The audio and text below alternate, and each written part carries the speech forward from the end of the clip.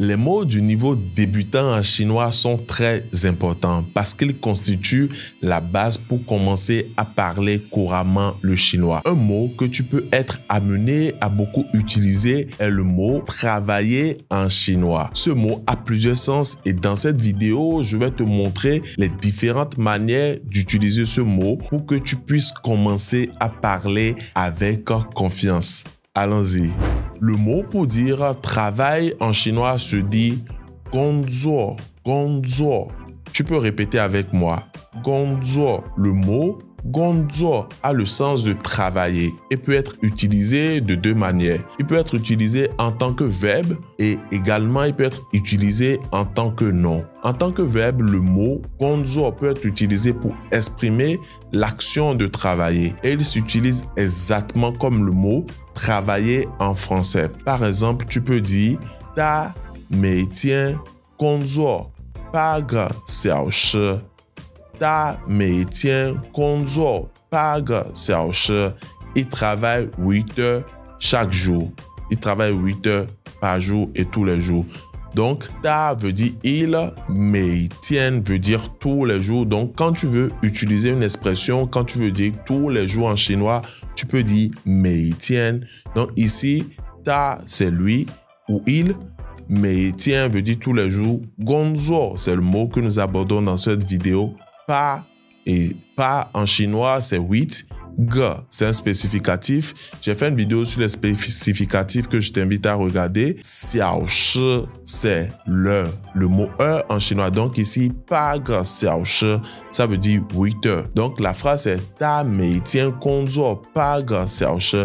Il travaille 8 heures par jour. Un autre exemple qu'on peut avoir, que tu peux utiliser avec le mot gongzuo, c'est ni zai na li gongzuo ni zai na li gongzuo. Où travailles-tu? Ni, ici c'est tu. Zai, c'est utilisé pour parler de localisation. Na li, c'est où. Et gongzuo, c'est le verbe travailler ici. Donc, quand quelqu'un te demande ni zai na li gongzuo, il est simplement en train de te demander où est-ce que tu travailles.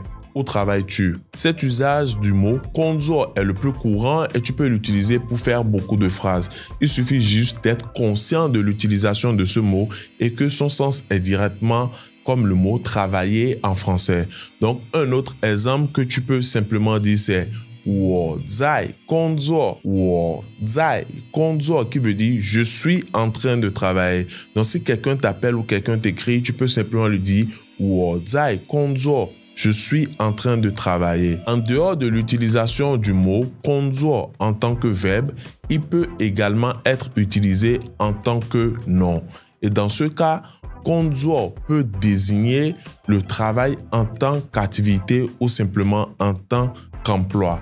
Tu peux dire par exemple, wo de gongzuo hen you is. Wo de gongzuo hen you is. Mon travail est intéressant. Donc, wo de gongzuo hen you is, ça veut dire mon travail est très intéressant. Moi, par exemple, je fais le métier d'interprète, donc je peux dire wo de gongzuo hen you is parce que chaque jour quand je me réveille, je ne sais pas ce que je vais affronter comme réalité parce qu'en tant qu'interprète, tu dois être capable de faire beaucoup de choses et tu es appelé à côtoyer des experts dans différents domaines et tu dois être capable de t'adapter et d'apprendre de nouvelles choses à chaque fois. Donc moi, j'adore faire ce métier parce que ça me permet d'apprendre de nouvelles choses tous les jours et de devenir une meilleure personne. Donc pour moi, là, je me mets à carrément parler le chinois, mais vous avez compris ce que j'ai dit. Je suis en train de dire que ce travail que je fais est très intéressant et j'adore le faire. Donc, quand dans la vie, vous faites ce que vous adorez, vous trouverez cela très intéressant. Donc, cette phrase peut également vous aider à exprimer ce sens. Un autre exemple que nous pouvons aborder avec ce mot, le mot travailler gongzuo, mais en tant que nom, c'est jiao gongzuo pu rongyi. Jiao gongzuo pu rongyi. Ce qui veut dire trouver un travail n'est pas facile. Si tu penses que trouver un travail est facile, c'est que tu te mets le doigt dans l'œil. Déjà, le marché de l'emploi est difficile à ce moment. Donc, si tu veux exprimer le fait que trouver un travail est difficile, tu peux dire en chinois Jiao gongzuo pu rongyi. Jiao, c'est un autre verbe qui veut dire chercher. Konzuo, ici, est utilisé en tant que nom. Pu veut dire non et aussi utilisé pour la négation. Zhongyi est le mot facile en chinois. Donc, Jiao Konzuo Pu Zhongyi. Pour ces genres d'exemples, n'hésite pas à répéter avec moi parce que quand tu répètes, tu t'améliores et quand tu t'améliores, tu as plus de facilité à être spontané dans ce que tu dis. Les Chinois ont également une autre manière d'exprimer le fait de travailler et c'est simplement en utilisant le mot shamban, shamban, shamban qui signifie aller au travail.